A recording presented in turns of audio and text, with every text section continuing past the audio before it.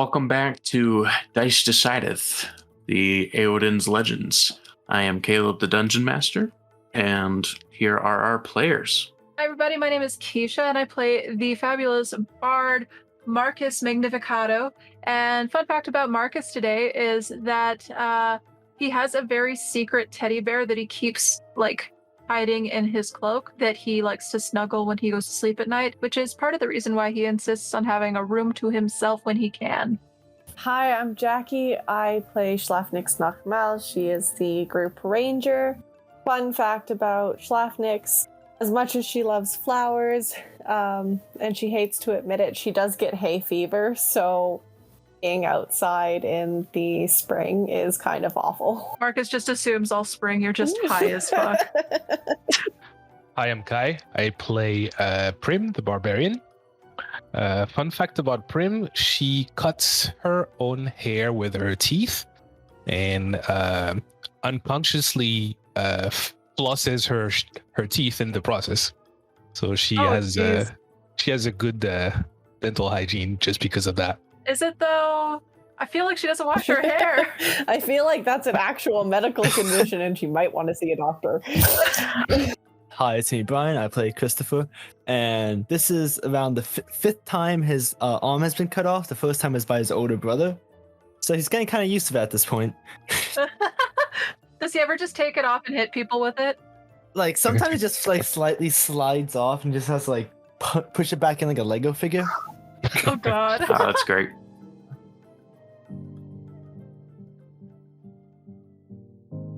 You're listening to episode 5 of Eowodan's Legends, The Legend of Drakebait. Now every morning I go to war with the ghosts I met the night before, just trying to find the grace in my mistakes.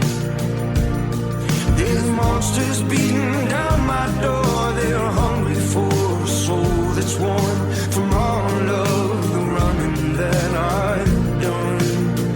I don't wanna run no more. I don't wanna run no more. So you find yourself in the forest, purple trees surround you.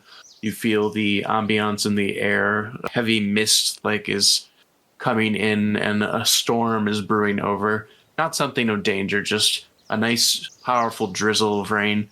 And the sun is setting in the east. So, Betifer, about that shower. Oh my god. Where is it? Where's the shower? I'm getting this done with. Well, this rain should be good enough. You can, I don't know, maybe we could make a funnel with a top or something, and then it could just funnel over you. I don't know. So we're gonna make a makeshift shower? Is that the plan here? Probably. Hey, Nixie, do you remember what your mom taught you about building a leaf blanket top thing? Yeah, I think I can probably make something like that. We make it into a funnel so it can just capture the water and then turn it into a shower for Betifer? I mean, I don't see why not. I just want to. Okay. I'll go collect leaves. Is there anything else you need for this thing? This device? You probably not to do anything because half the time you just whiff it real hard. I do not miss anything. I do not know what you're talking about. You keep telling yourself that. I need it. If I don't lie to myself, I will be on the floor crying, okay? Uh-huh. I need some way to make myself feel better, okay? As you are all discussing in the background, there is a object within distance of Prim. Go ahead and make a perception check. Okay. It's a 17. Okay. You definitely see it in the corner of your eye, and it's the light that's fading as the sun is setting is shining right on it. So you can perfectly see the gleams coming off it. It's almost got this nice sparkle to it. It's very, very bright and illuminated, but it also has this resemblance of food. Okay. Oh, shiny! Prim starts running at it. And be careful. Last time it was a cage. It's shiny! I know. Let's all check it out, okay? Make sure it's safe first. Okay. Prim grabs a rock from the floor and throws at it. Throw the rock at the thing. How well would you be able to aim? She has +4 in athletics. She's strong as shit. Oh, yeah, okay. Yeah. Okay, so you don't have to roll for that. So as you throw it, the rock bounces off this object, and you see this like glow shoot out and emit across the entire forest. And all of you are enveloped in this light, and you hear this reassuring voice come down. Ah, travelers, thank you for coming by. It has been a long time since I've had someone find one of my lost arcane objects. Prim runs behind Marcus. I take my bow out and I start like slowly walking towards it, making sure to like be as big as possible to hide Prim. Not that it's gonna be hard because I'm large. Could I stop Marcus? Like, just kind of like put my hand on the ship. I got a safer option to touch it. What do you propose? I would like to kind of like slightly open my bag of bones and let a zombie emerge from it. Oh my dear God! How about before anybody touches this thing or attacks this thing, D? Hey, big scary voice man coming from I don't know where. Who the hell are you? Oh, yes, little child. I am one of the celestials of the Far East. I'm often bored as I am not often approached, but most know me as Helios. I'm sorry, Helios. We just see the zombie in the background go. Like go back into the bag. Are you like just pushing its head back in? I'm like, it's not a good time, Dave. I'm like slowly pushing his head down. It's another time thing. Flavnix is just gonna kind of stutter. I'm sorry, did you say Helios as in like out of the sun, Helios? Yes, child. Do you not know of all the gods that rule over this realm? I just never expected to meet one. How do we know it's really you and not some like cursed object trying to lure us into a dungeon again and never to be seen? Prim decides to secretly behind Marcus. She pees on the dirt to make like a little mud ball, and she throws the mud ball at Helios. Oh my God! And she screams, Oh, wait! What the fuck? As you do that, Helios not only notices you defecating on the ground, but also sees the mud ball flying towards, and he just steps aside. And so he feels anguish against this, and to kind of quell the temper that you have, he just summons this like small ball of fire, and he doesn't shoot it directly at you, but he just like throws it down to your side, and he like sternly raises his voice. Now, barbarian, is that any way to treat a god? She dragon. I'm sorry, she's murder happy, and now she thinks you're a dragon, and it's complicated. Not but really good at comment. She has a thing against dragons. It's a big thing. Marcus, maybe somebody needs to take her away for a moment. How about we get away from the big scary god person and go looking for those leaves? You go! Bait! I got bait.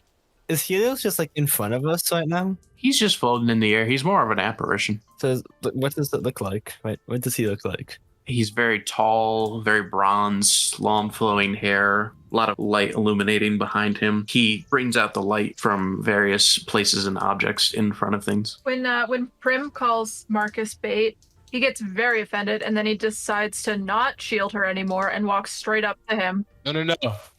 Prim called the bait topper to be bait. Oh, okay. You were talking to me when you said bait, and I was like, what? No. Could I walk up slightly to Helios? Not like too close. Well, I'm not very well informed on the gods, whatever you like to call yourself, a celestial, you said? Correct. I'm just... This might be a little harsh to say, but why can't you all do your job correctly? Excuse me. Oh my God. This is just fucking insane. Christopher, can you please go take Prim to find very broad leaves? There's a plant where the bark is like coming off, like you can use it for a rope almost, I need you to collect that because you desperately need a shower and I don't want to get smite. Before you are able to leave, Helios looks to Prim and Christopher, and he exclaims in a very deep monotonal voice, I was here to present a gift to you for finding one of my treasured items, but it seems that you would rather insult me instead. So let's make this... I am not insulting you. No. No, they would rather insult you. I would rather not insult you. Trap for attack. These two have the worst decorum, and they're going to get us murdered. All of you, calm down, please. Your head look like a potato. Prim, I am so sorry for her. What would you like us to do, sir? I was speaking. Do not interrupt again. You could still earn this gift if you are willing to prove yourself. Hearing this from Prim, a cage of light comes down on Christopher and Prim. Wait, I didn't even say anything. Wait. You were insulting Helios, though. I was trying to have a fine conversation with him, and he interrupted me. He is a god. He can do whatever he wants. And God, Christopher doesn't believe in these beings. Believe in them or not, we're facing one now. And why do you not believe in me, child? Well, if you guys are all these high beings and this, why can't you make a world correctly? Well, I saw we have encountered a lot of racist people that were in prison, others kind of forced them to fight against each other. Dwarves that got gnomes, that got angry at just a type of magic. And do you guys even bring up my family history?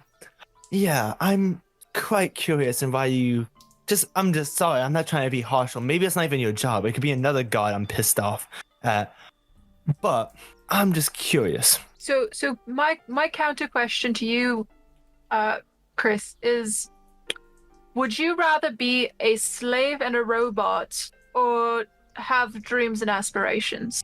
A perfect world makes you a slave. True, but why do all those harshful things have to happen? Couldn't they use their power to at least save those people? It's a valid question. Because the free will of those who are bad are just as important as the free will of those who are good. And it's important for those who are good to stand up and do what is right against those who are bad. Helios changes from his apparition form to a more physical form and comes down, removes the cage off of Christopher. Is he physical form now? He's in physical form now. You're still in the cage. But it's a cage, right? Cage of light. That means there are bars, right? Go ahead with whatever you want to try. Prim poos in her hand and throws the poo at Helios. Okay. As you do, and it approaches his head, the heat of his light radiating just evaporates the poop as it comes at him.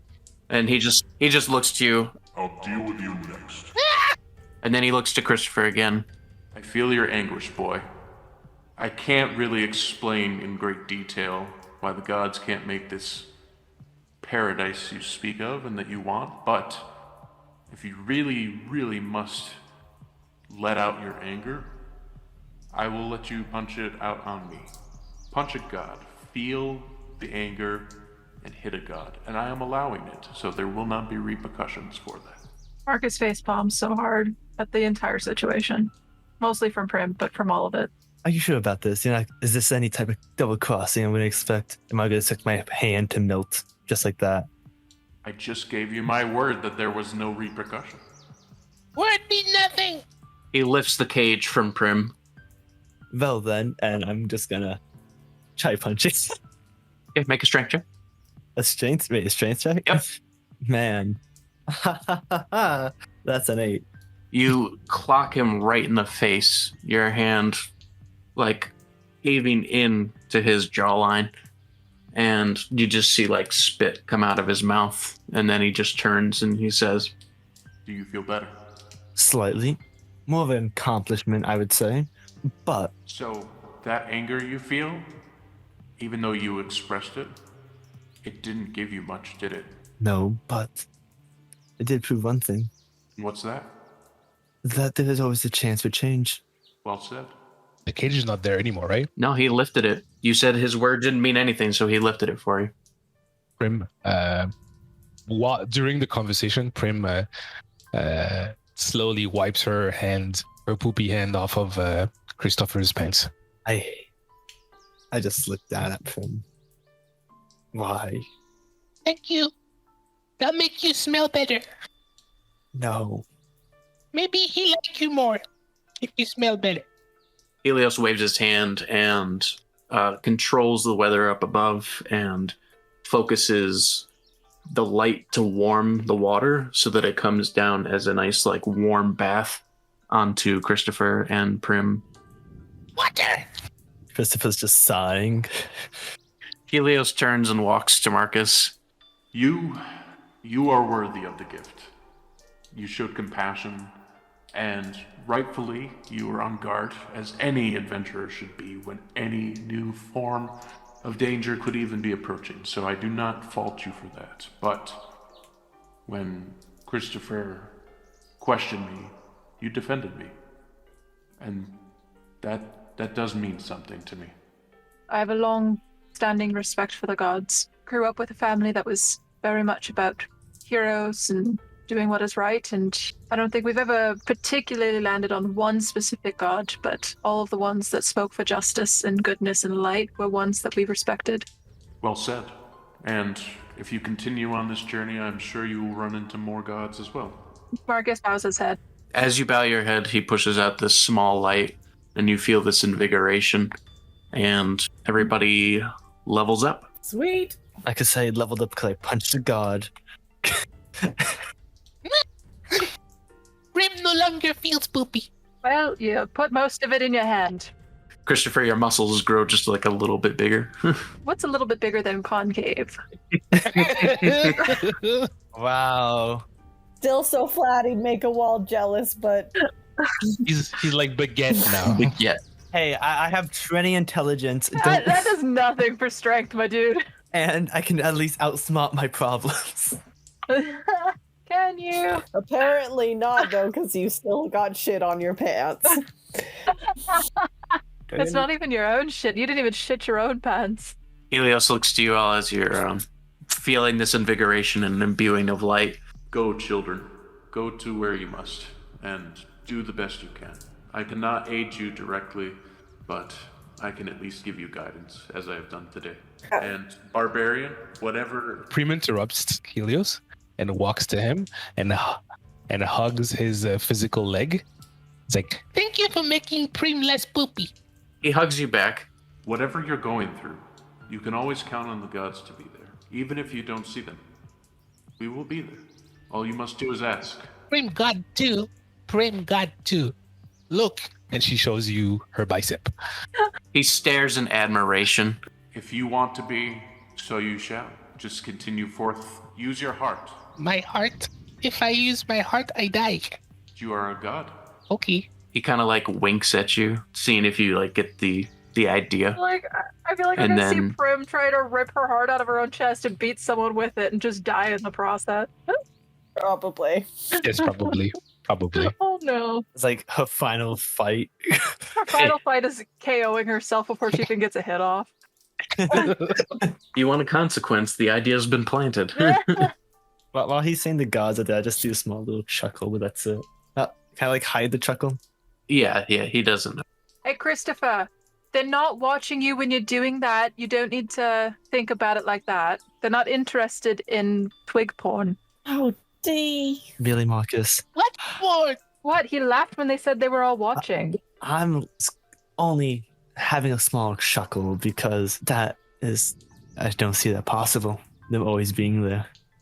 Because if they're always there for us, they're also there for the ones that want to cause havoc. What's porn? Porn is when you have Fun times. visuals of people either pleasuring themselves or each other in a sexual manner. Ugh. So Betafer is thinking about all of the gods watching him jack off because Big stuff are nasty. As you guys are discussing this, Helios turns back to apparition form, and as he disappears, you just hear the voice in the distance. Good luck, children. And as his light fades, Wait. too late.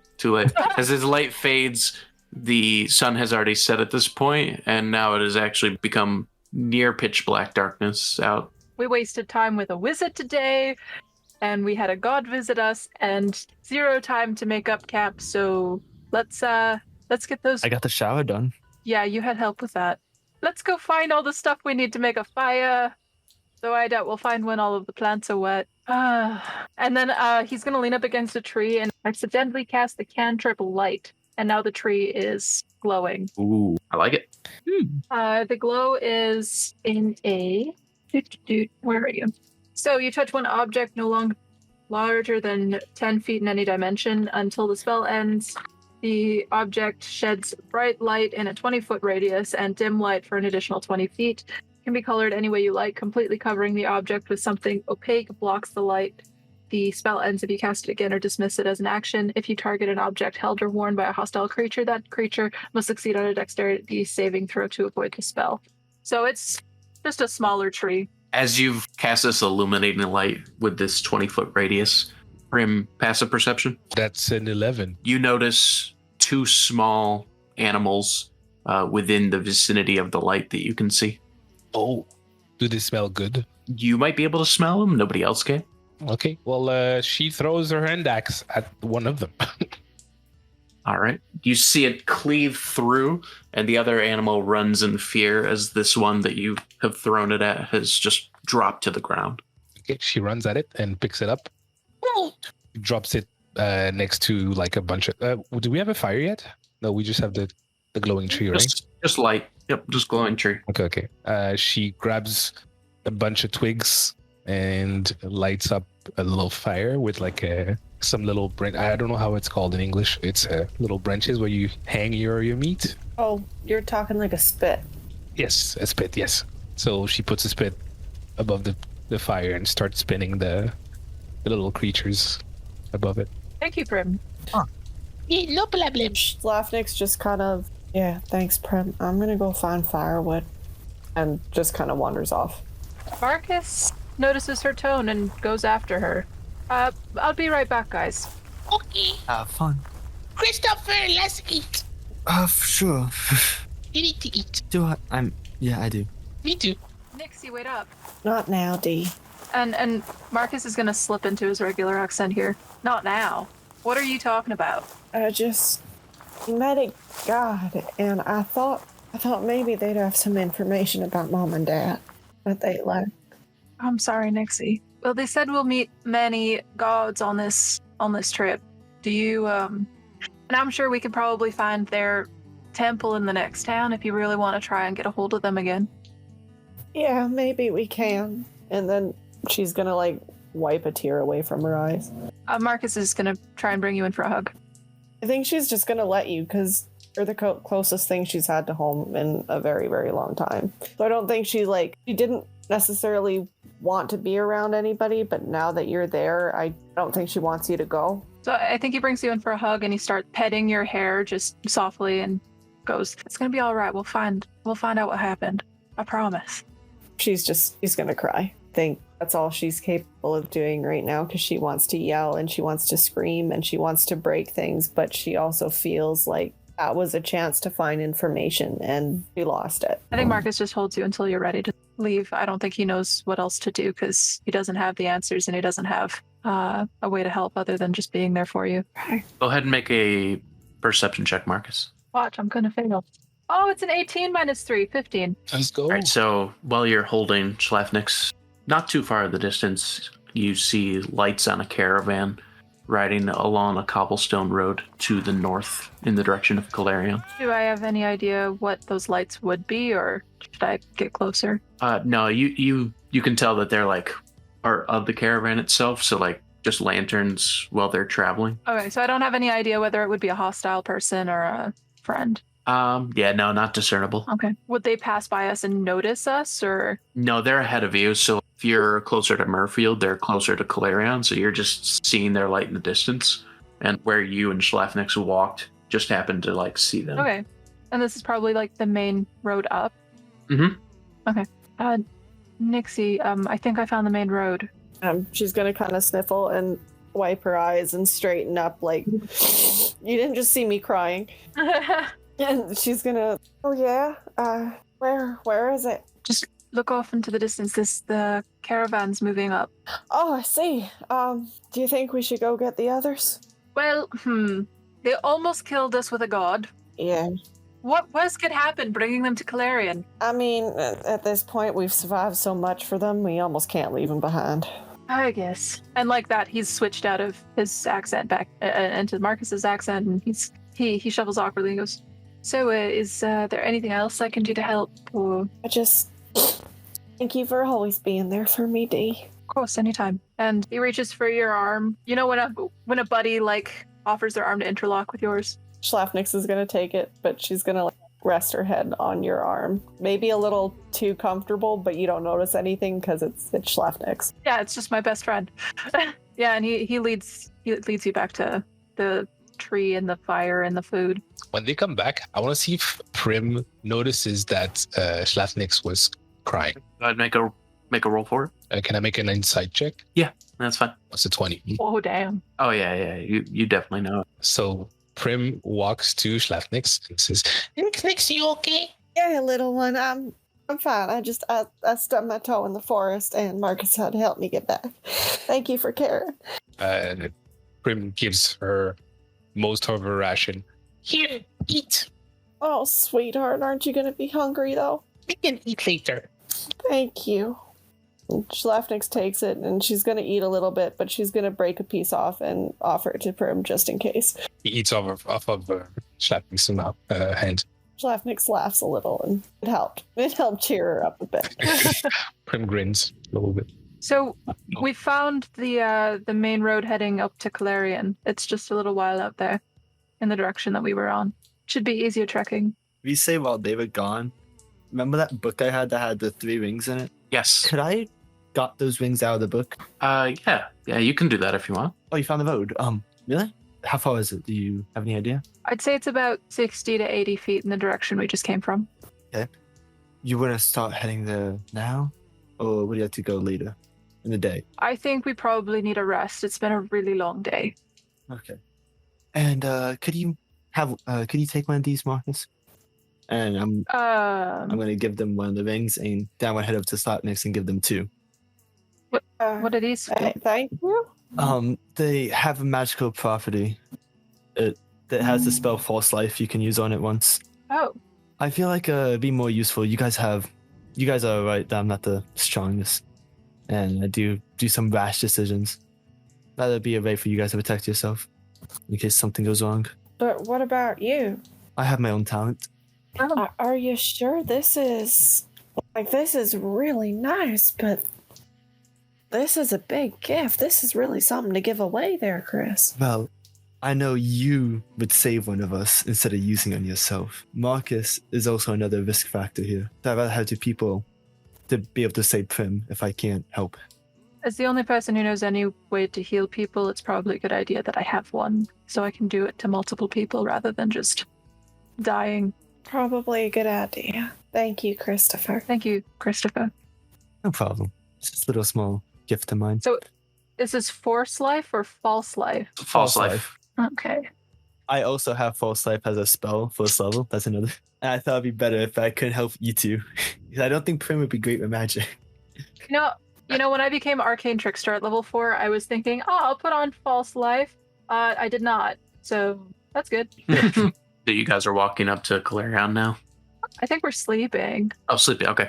Yep. So there's no danger around. You're able to comfortably rest in the makeshift camp that you've put together in this small town with just the dimly lit glow from the tree, just giving, like, as it wanes in its glow, as the spell starts to wear off, it just gives this nice soothing light that helps lull you to sleep. And you guys can take a short rest for that. A long rest. Do you want to rest for a long rest? Yes, I want all of my spell slots back and all of my... I will love them back too. All right, you can take a long rest. Thank God I'm at full HP. Oh. Actually, I think when we leveled up, we got them all back anyways, but it just makes sense to me that we would sleep. Yeah, I was like, okay. like really. Just remember, each time you guys take long rests, that does matter in the world because things happen around you, whether you're awake or not. Slafnix doesn't give a shit right now, though, and she is curled up to Marcus, probably a bit closer than she should be at the moment. I think Marcus takes time to just take first watch. Could I stay up, help with first watch? Yeah, if you want. All right, so you and Marcus are staying up for first watch? I want to talk Okay. to Marcus slightly. Yeah, go for it. So, Marcus, how long have you known Slafnix and all that for? Family came to us when I was about, I want to say about 5. She was 4. Wow, long time. Yeah, we've been friends for a very long time. Grew up together. So is she your only sibling, or do you have others? I mean, she's like a sibling at this point, but I have a few siblings. Asshole older brother, bratty younger brother, about 3 older sisters. How is it to have actual siblings? Atrocious, honestly. You're constantly compared to them. They're constantly sticking your head in weird places. And are you familiar with the concept of a swirly? No. You're lucky. They're always playing pranks, getting you into trouble that you didn't necessarily want to be in. And then because you're in the middle, you're just kind of forgotten, especially when you don't decide to be exactly what your parents wanted for all of the children. So, I don't know. Having siblings has never been quite great for me. Well, I mean, it sounds better than my own personal experience. You haven't had yours cut your arm off multiple times. Oh, they've tried. Oh, You see these bite marks on my left shoulder, right under the fur? yeah. Ow. Jeez, I thought what my family did was hurtful. Yeah. When my younger brother was just after teething, he went absolutely bonkers because I wouldn't let him have his toy, and he tried to literally rip my arm off with his teeth. I think the worst thing my little sibling did was almost decapitate me. Oh dear. I mean, yours sounds much worse. It was not a fun healing process. Yeah, but you can look back at it and laugh, can't you? I suppose. He did look like a crazed wild animal, and my parents were not impressed. And also not impressed with me that I couldn't fight off a toddler, but I was just a small child myself, so what you gonna do? It sounds like you want to stand up to them a lot. Well, be something they want. I just wish they'd stop trying to make me into their mold. I can relate to something like that. Main reason I wanted to stay up, Marcus, is I had a small favor to ask you. What's that? I would have asked Prim, but I don't want to put this weight on her shoulders, and Slafnik seems too nice of a person. If something happens to me, can you make sure to cut my head off?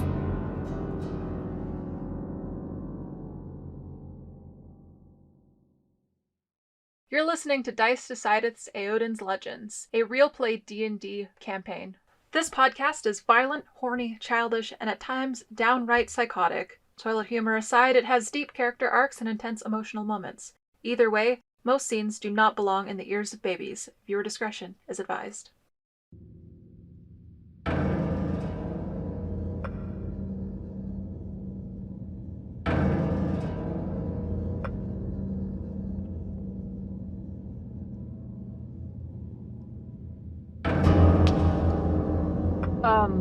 What kind of thing happens to you?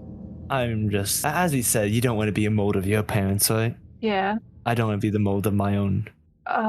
Did Prim heard that conversation? Are you fully asleep, or because this is during the long rest? Oh, no. She's she's like mouth open sleeping. Yeah, so no, she didn't hear it. Then you do not hear this.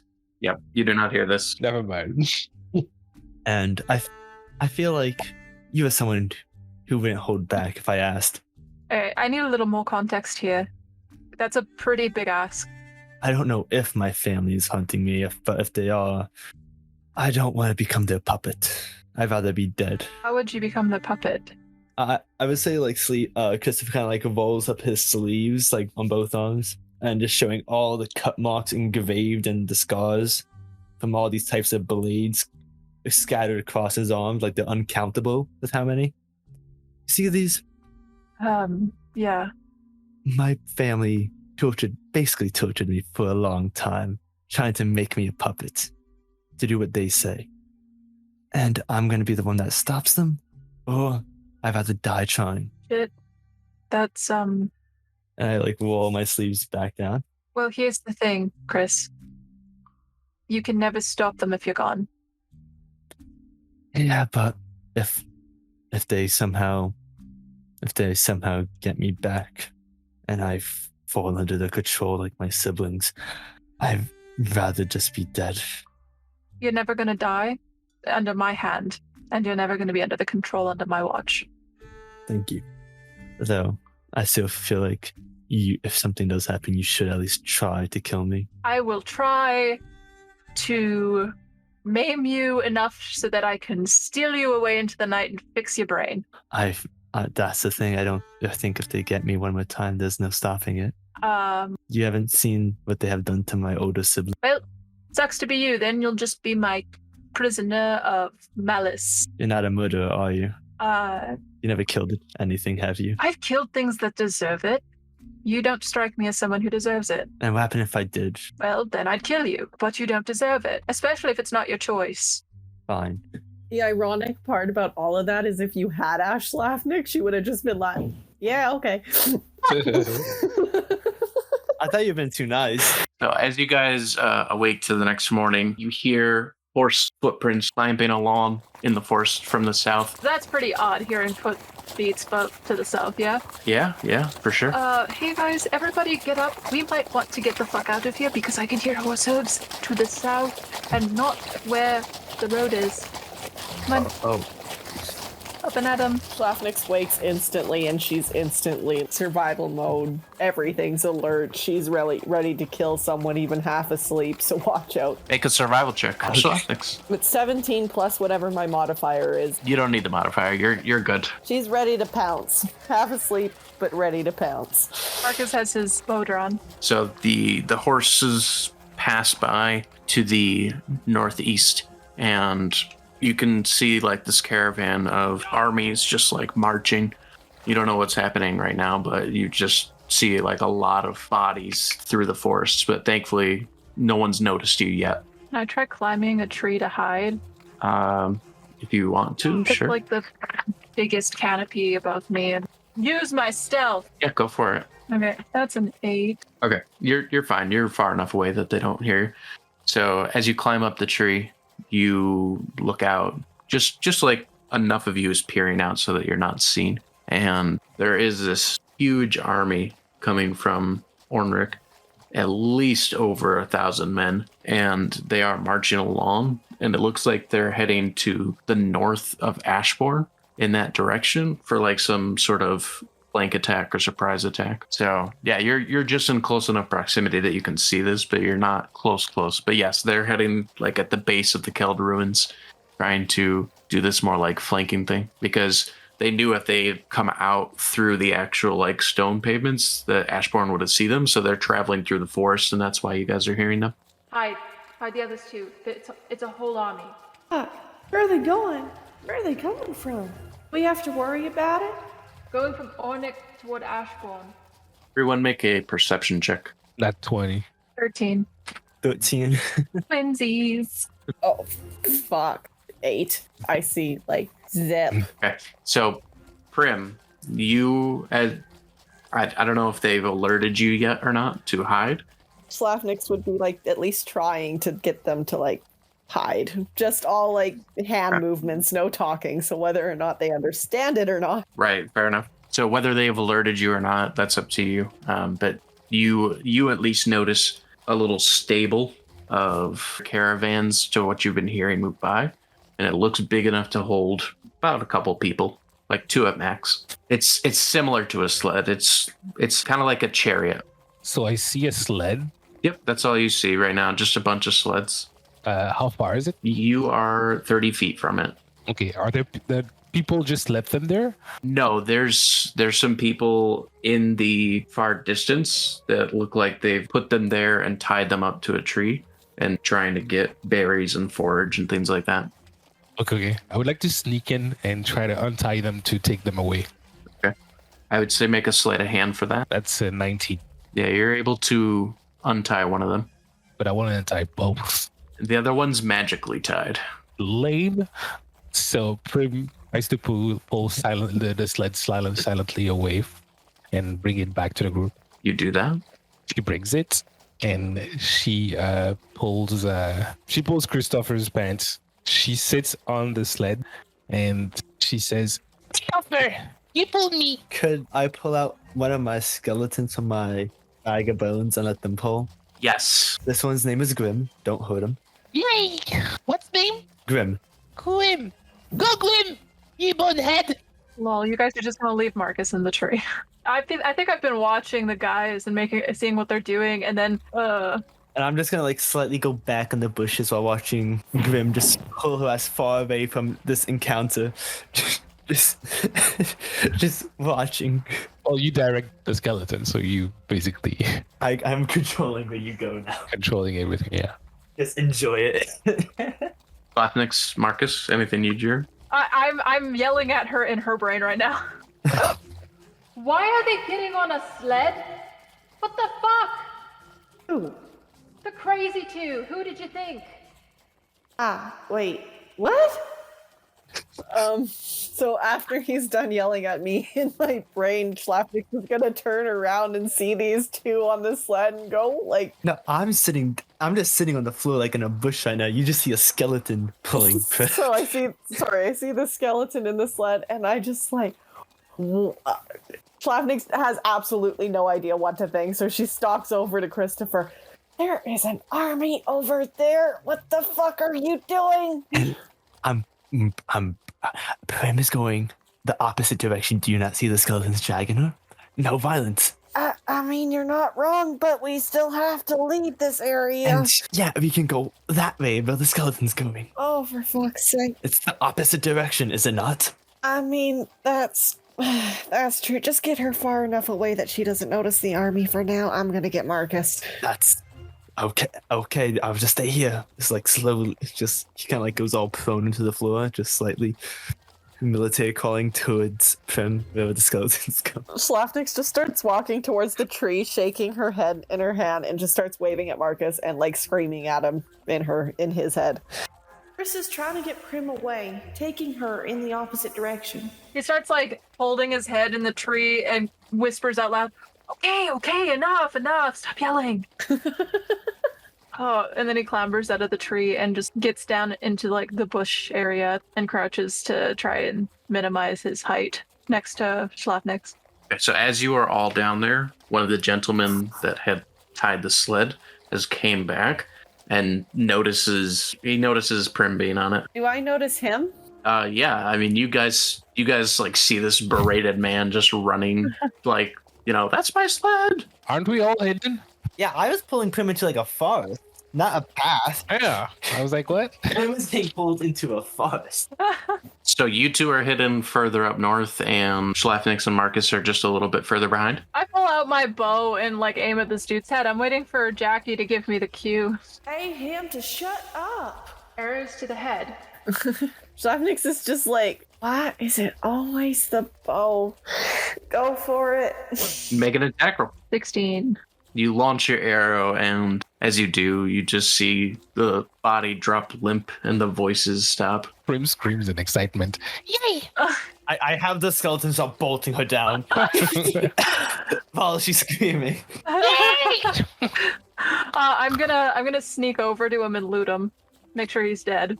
Drag the body. If you do that, you're going to be a little bit far from Prim and them because they're hightailing it. That's okay. I figure I'm gonna. Just put it over your shoulder and run. You can hide it in my bag. Just grab the body and let's go. As I'm running, I tell Schlafnix in her head, chase the others and tell me where you are. You got it, D. So I can deal with it without them being in shenanigans, and also because fuck. Schlafnix just like takes off towards them. They're running, you loot the body. Make an investigation roll. 12. You find a crescent patch that has been ripped off and put in this person's pocket. You don't know what it is by looking at it, but you know that it probably belongs to some sort of guild. Okay. And is there anything else that I find? Nope, just that. Okay. I'm gonna try and drive him into a bush to hide his body, and I'm gonna take my arrow back and remove any indication that it was me at all. You do that. Okay. And then I'm gonna try and follow where the others went as sneakily as possible. Yeah, the army's far enough away in the direction that you've gone that you can get by without them noticing. Okay, I'm just gonna go. So at this point, everyone's close to Calarion. You're towards the north as Marcus catches up to everybody. I just imagine Christopher's like his hands on his knees, kind of like bent down, just heavily breathing, like he has asthma of some kind. I hate this. Marcus catches up and goes, so the guy that was screaming had this weird crescent-shaped patch in his pocket. Can I see that, D? Sure, he shows it to them. Can I roll an investigation check to see if having a mercenary background would give me any indication to what this might be? History. Ah, right, history. Could I also do history, maybe? Yeah, that's fine. 17. 24. I'm trying to find the guild patch right now, so just give me a minute. You're like, I'm not dealing with that army. Yeah, nope. It's just like the dragon. Nope. Not doing it.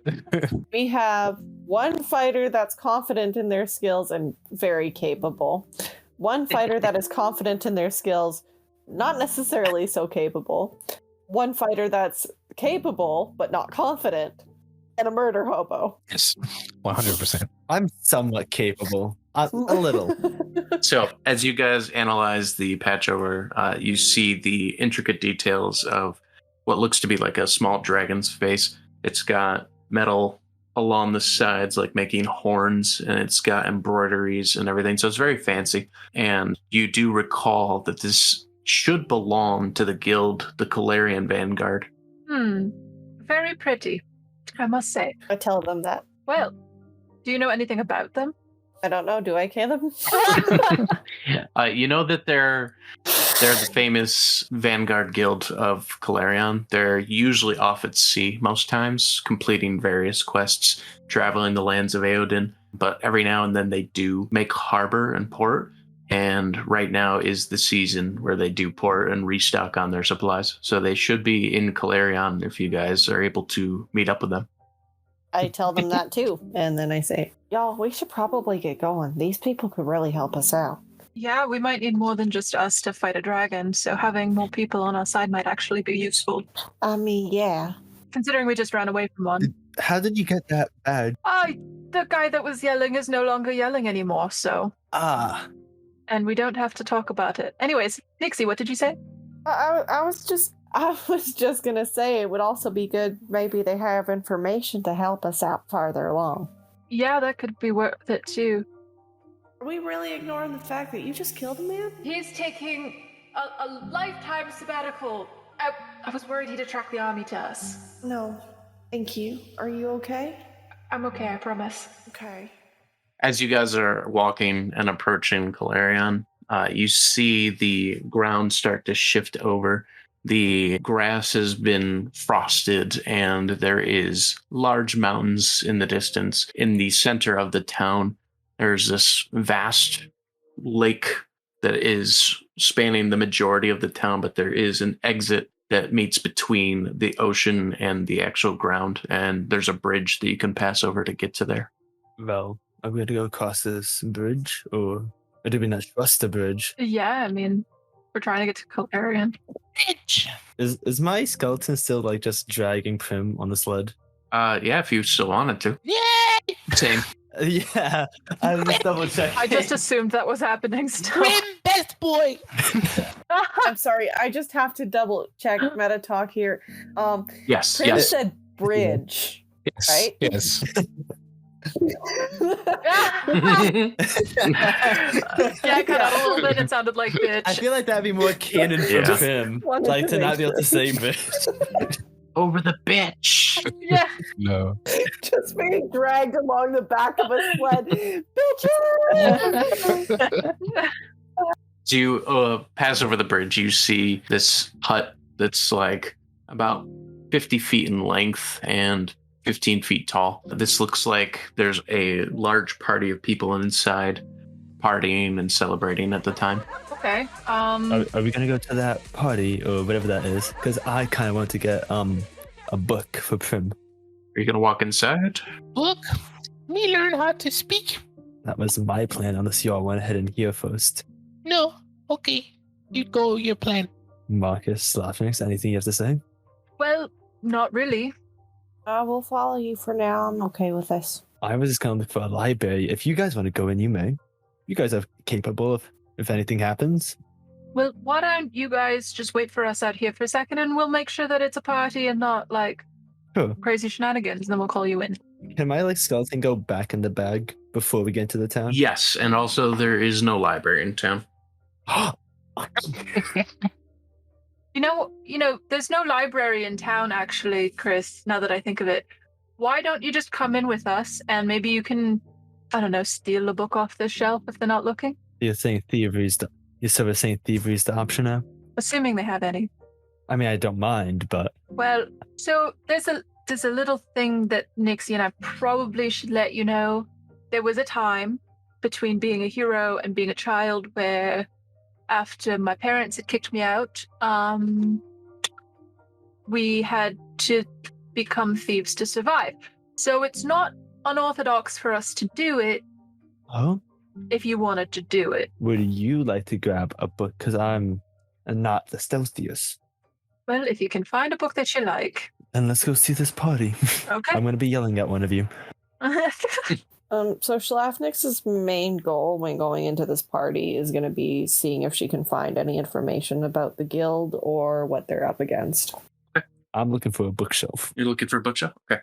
When I walk in, I go, "Hello, everybody. How are you this evening?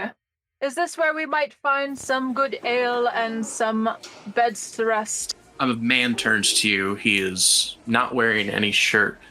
He has this pendant on. It's nice and golden.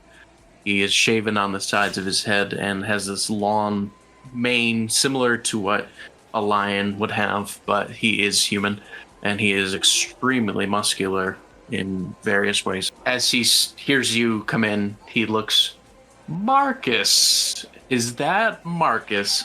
I'll be the gods have blessed us today. What brings you in?" Oh, we were just trying to escape the woods from, an ongoing army. Looks like Onyx attacking Ashburn again. Ah, the savages down there, I tell you. Well, come in. We have plenty of food and plenty of drinks for all, as long as, well, you know the drill. As long as you don't kill anyone, it's all good. Absolutely.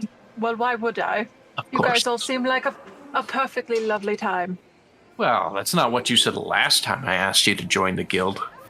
Oh, you know, I was a hothead back then. Yes, but now you've slain a dragon. Well, You're a hero to us all. yes, thank you. Do I remember his name? Yes, his name is Nicholas.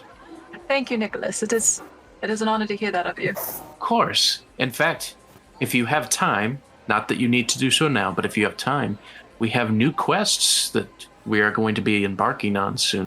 Oh, really? Yes. Would you like a hand? I would love it. Is there anything that your party is skilled at? Well, we have a kind of berserker barbarian halfling woman. She goes by the name of Prim. And she's a Wonderful. little bit wild. He's running around. Ooh. She would be good for the monster in the mines of Cometa. Or maybe even the missing heir, if she would enjoy, well, stealing a person back. If that makes sense. We've had to steal a person back before. Speaking of, this is Christopher. I interrupt. I'm just a person who's talented in magic. Really, magic? Yes. Can we go back for a second? That hair. Who? He actually took on my hair care regimen. That's why it's so good. I was just curious. Who? Do you know Nice. who this is? What's this for? Marcus leans over to Nicholas and goes, "He's still new to the bathing thing, so we're still trying to teach him how to do it properly." He looks to you, Christopher, and he asks, would you like my men to give you a clean cut? You just hear Schlafnix from across the bar. Yes, please. I was just curious. Who's the missing person?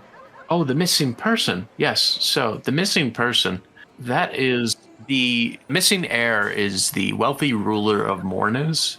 He has gone missing, and his family is offering a large sum of gold for anyone who can find him. Okay. And you're a ranger? Hi, Nicholas. Don't you remember me? I think last time You were swooning over Marcus. She just looks like really embarrassed. Hardly. Practically siblings. But she might be a little interested in somebody else, it looks like. And he nudges Nicholas. He puffs his hair back and kind of flips it, and he just walks over. And he's like, maybe I should take you to the Lost Temple. Oh, well, the Lost Temple, what's that, Nicholas?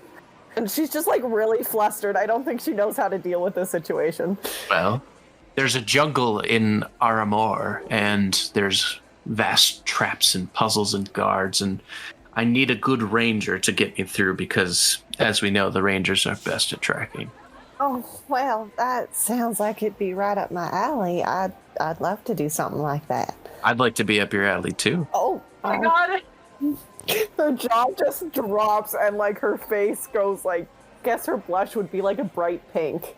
Marcus looks on the surface amused, but part of him goes, I was just trying to bluster her, and he's really into it. Okay. Whoops. What you were doing there. What were Yes. the other jobs you had? Oh, many. What is your best skill? Or what is it you're doing? What brings you to Calarion? I should have asked. I'm sorry. Well, we're looking for friends because we're on the hunt to slay a dragon, but we currently don't have the manpower. What kind of dragon? Big red dragon. Big red. You don't mean King Asher from Keld Ruins, do you? Unfortunately, King Asher is no longer so much a king as someone... Well, let's put it this way. He's started becoming a little more feral than he typically is. So it's either slay him or figure out what's wrong. Nicholas turns and he's holding his sigil and just muttering this prayer and looking up to the heavens. And the Jade Dragon's not far behind. We left Grasmere with the Jade Dragon eating it to ruins. And by eating it to ruins, I mean the people. So I had heard of that, only in whisperings. I think I'll have to consult the gods at the temple before we embark on our journey. Absolutely. Would I be able to come with you to the temple? I have some questions to ask of my own. You can come with me wherever you like, darling. Oh, my. Nixie, did you need me to come with you? If you like, Marcus, but, No, me go with Nix. Just because of size constraints of the temple, they are very particular on it. I would say the barbarian could come along. That should be fine. Oh, okay. Can Prim detect the flirting happening? Make a roll for it. I feel like Prim doesn't know what flirting is. Can I make an insight check? Yeah, you can make an insight. Oh wow, that's a 20. You can definitely tell. Okay, she's very direct. She's so Prim says, If you touch Nix, I cut hand. Okay? Oh, understood, barbarian. Understood. She's not joking. She's not joking. All right, let's go. I do believe her. I do truly. Okay, just a warning. No problem. You're all welcome here. Slavnix is just blushing even harder, oh my god, what is happening here? I kind of bump Marcus. Well, we could do a duo mission, and I slightly whispered in their ear, or follow them and make sure nothing bad happens. Whispering into Marcus's ear. I trust Schlafnix to take care of herself.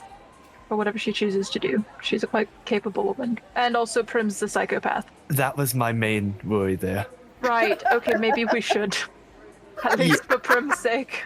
I don't want to deal with any more dead. So I think Marcus and I, under the assumption that it's just Prim they're watching, go. Oh, before they go, could I ask Nicholas something? Sure. There's a whole bunch of other people in the bar, by the way. Oh, does anyone look higher up, or they're the main crest giver? So Nicholas is the priest, and he's the cleric priest. He's the priest hitting someone up.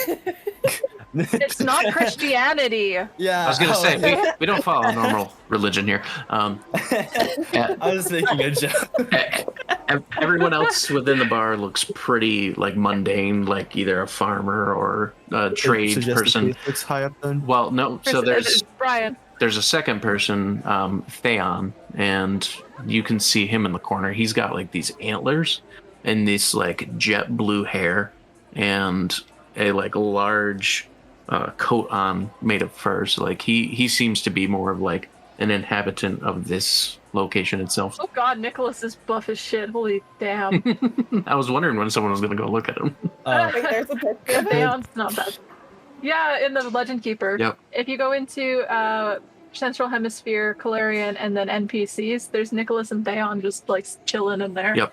His hands are messed up because AI can't do hands, but that's okay. No, he's just got like 1,000 fingers. It's fine. No, Brian, I assume that this world is very much like the Norse mythologies where the priests can fuck and they can also fuck the gods. It's fine. I was just more going with jokes. I thought it'd be hilarious if I said that out loud. No, that's fine. That's fine. But could I go to Theon before anything happens? He's Theon? gonna go, oh, that. No. That's like, oh, that's what's sitting on me? Jesus. Yeah. Oh. Yeah. Yeah, he's buff as shit. Prim, good hand. And he's taking her to the temple. He's the reason they go to temple every week. Forgive me, Odin, I have sinned. I've been a naughty, naughty boy.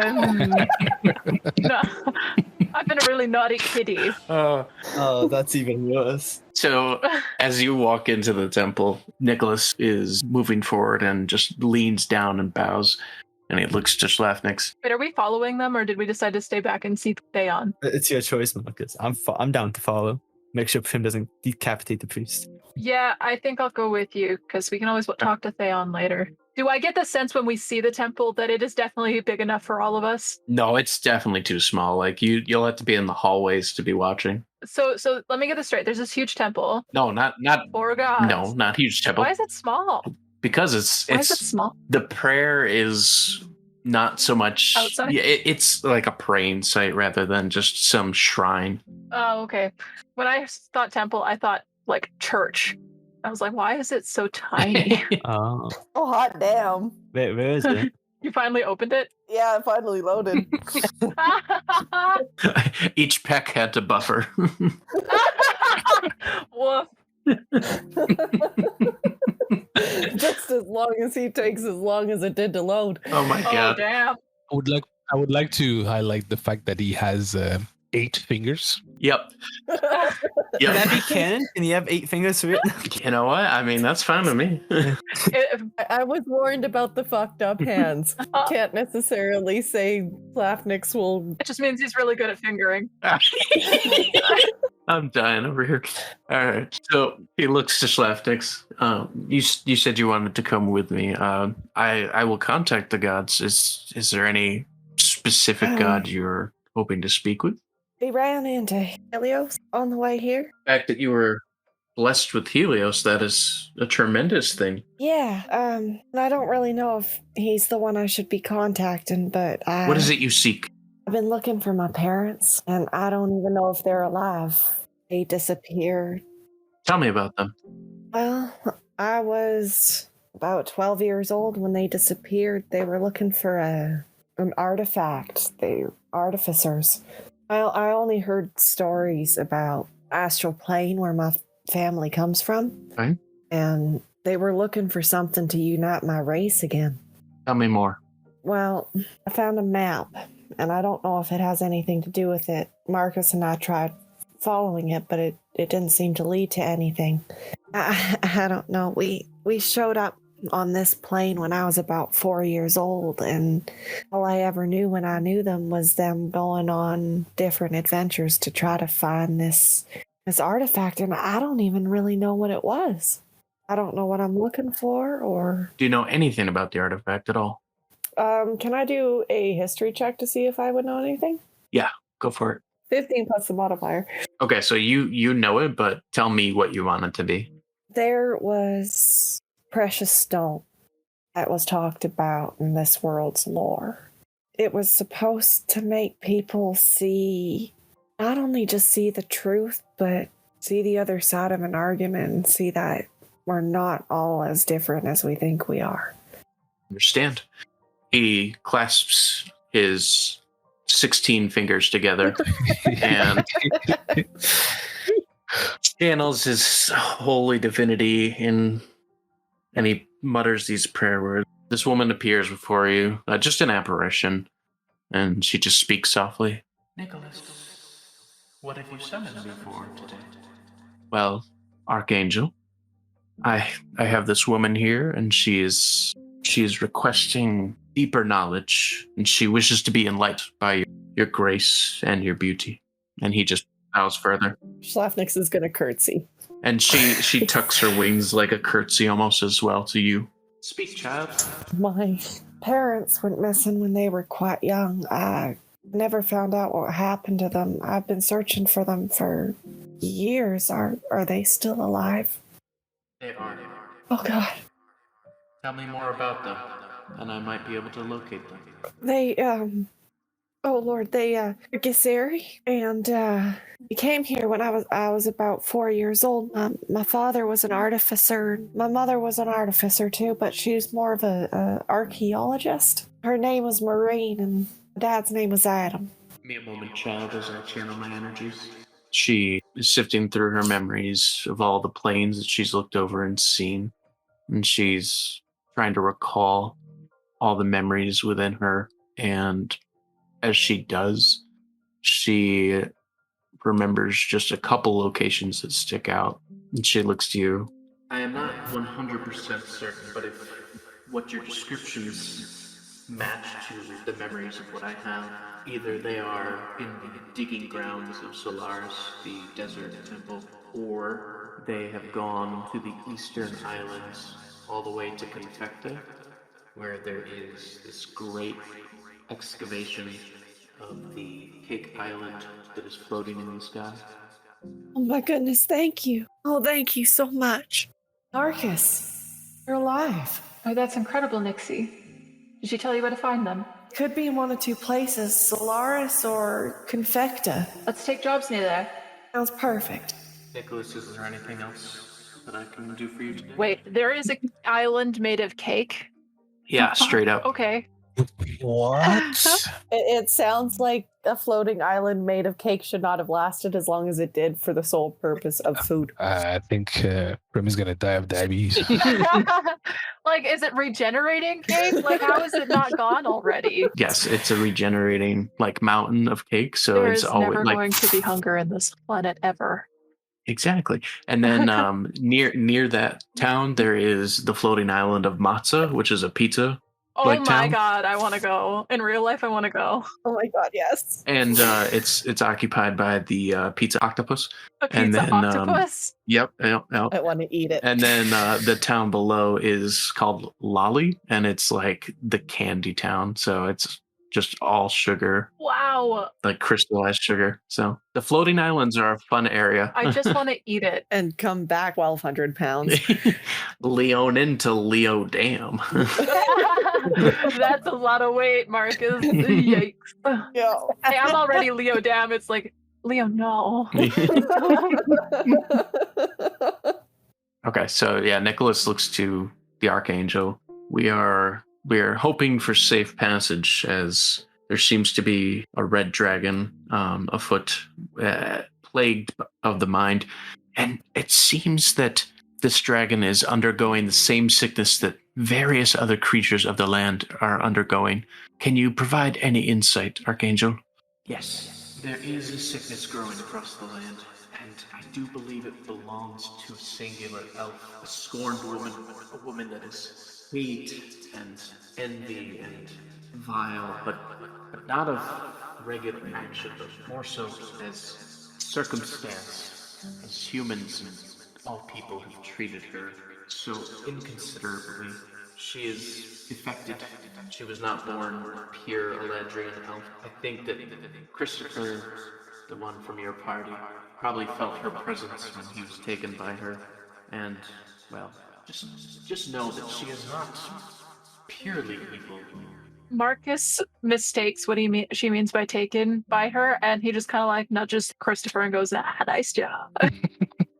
Just make sure that you remember that she prides animals above people in her current state, and this sickness that grows within her is turning the animals of the land, almost turning against her even.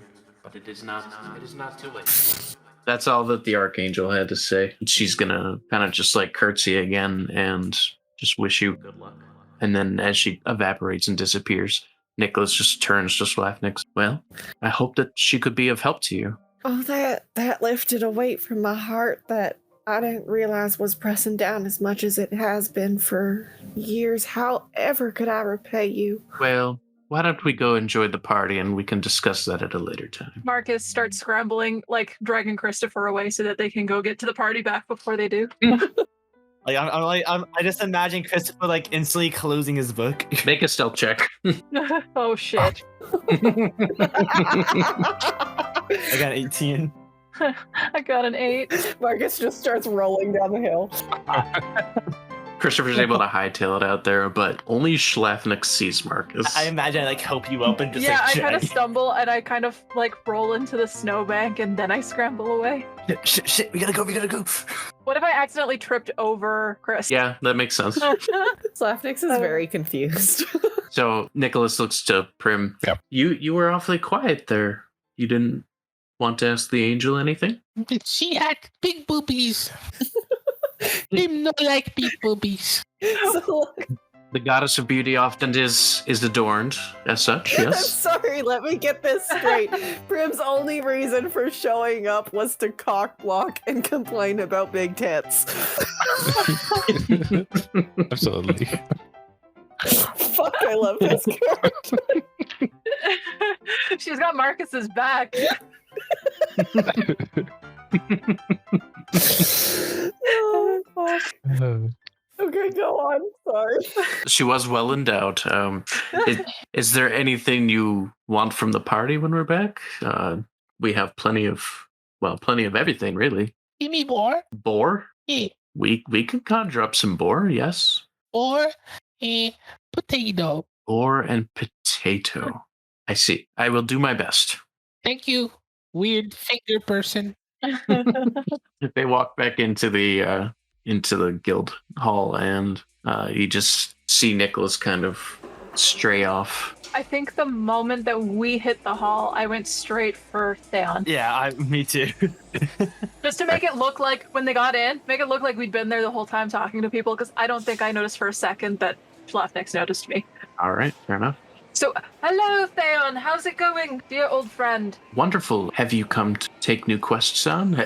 Did you come to join the guild? Finally, you have convinced me to do so. This is my friend Christopher. Hi, Christopher. I just had a question. Sure. You seem someone high up there. You must know things, right? I drink things and I know things. Have you heard anything about Mortis? Mortis? Just out of curiosity. I must ask, why do you ask first?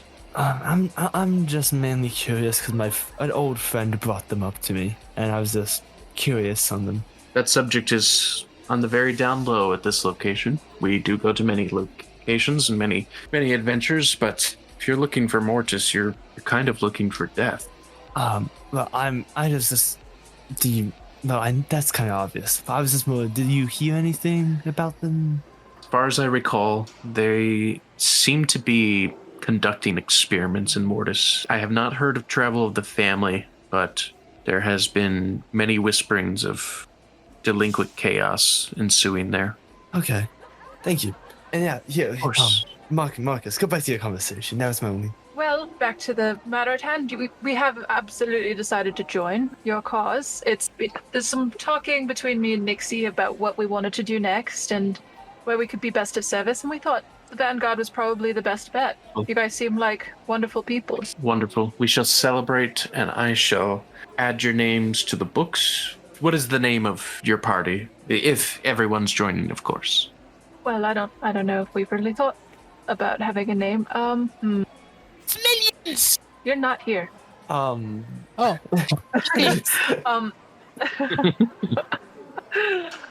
They come in as you're asking that, though. Prince Minions? Dragon these nuts. Oh. Kidding. Dragon Slayers? But I feel like that's a job. I want it to be a party name that all of you agree on. I mean, the thing we have in common is, well, I don't, but everyone else has a dragon in common. Fate and the competent ones. Really? Like I said, you all have to agree. Sounds like a pen name. Prim agrees. Slavnix, do you have any names to throw in? I'm just thinking how we can we can word it, because I'm thinking like Decided. Drake breakers. Break breakers. I kind of like it. What was the name? wait, dick breakers? Drake breakers. Drake is. We don't always have to think about dick schlafnicks. Prim doesn't touch dicks. I know you're hot for teacher here, but I like it. Drake is another name for dragons and breakers. It's a lovely flow of words. Schlafnix is just staring at Marcus in disbelief, like, did you really just say that to me? He's pretending not to notice. I just look at the guy. Can we change our name later if you want? Do you not like it? I was just curious. What is wrong with it?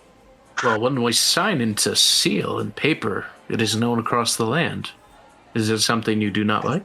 I mean, the name's not terrible, but I feel like once we kill a dragon, What about Draconos? that's interesting. I like it. Like Poconos? To your question, Theon looks at you and he says, there are many of dragon in this land. Well over 1,000. Some are small, some are large. So even if you were to take one down, as Marcus has, there is still more. I kind of just eye Marcus, but he said that, just still not fully believing it. I go back to Baitoffer and the competent ones. You get to be front and center, Chris. Drake bait. Drake bait, ooh. Drake bait? That's funny. Drake bait, ooh ha ha. I'd rather take Drake bait. Okay, I think we're gonna go with Drake bait. Theon looks and he's like, wonderful. We will sign into record the party of Drake baits, and we will celebrate.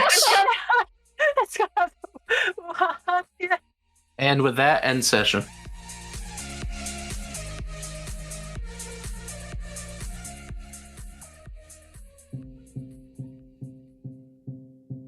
Thank you everyone for listening to episode 5 of Dice Decided. My name is Keisha and I played Marcus Magnificato. Our dungeon master is Caleb. Schlafnix was played by Jackie. Prim was played by Kai. And Christopher was played by Brian. Our intro song is Run No More by the Talbot Brothers. And if you would like to support the podcast, you can do so by sharing with your friends, liking, commenting, all of that fun stuff that helps podcasts, reviews. All of that stuff helps us in the algorithm and gets us out to more people.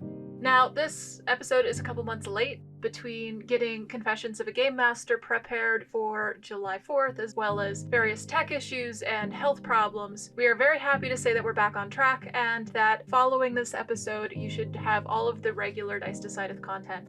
Fun announcements is that we are bringing back Throne of Dice. If you don't remember Throne of Dice, it's been 3 years since we launched that show a long time ago. It starred me as the Dungeon Master, Jackie as Fluffles McTavish, Jenna as Oddbell, and Jess as Azura. Now, that show ended when the pandemic ended because our day jobs called us back to work, but now we're gonna have some free time to start recording again here soon. So the plan is to go back, make sure all the edits are good, make sure everything's all prepped, and then release whatever content is left over from the last sessions before we went on hiatus, and all of that extra content that we couldn't get out because we no longer had the time for it. But yeah, we should be bringing that back and it's really exciting. I mentioned Confessions of a Game Master, which comes out on July 4th, so here in a couple weeks. We will have brand new content for you guys, and it is an interview show about people's shames and successes as storytellers of TTRPG games. It is hosted by myself, and I've seen many awesome voices like Roll Britannia, Dyson Desire, Nights at the Nerd Table, Mindflayed Mondays, Billowing Hilltop, Lucas Zellers, who wrote the Book of Extinction. So many other great, amazing contributors helped create that show. So go ahead, go give that a listen. I think you'll find a lot of great podcasters to go listen to if you find that you run out of any content. So thank you so much again for listening, and we will see you guys in the next episode in 2 weeks. Bye. Now every morning I go to war with the ghosts I met the night before, just trying to find the grace in my mistakes. There's monsters beating down my door, they're hungry for a soul that's worn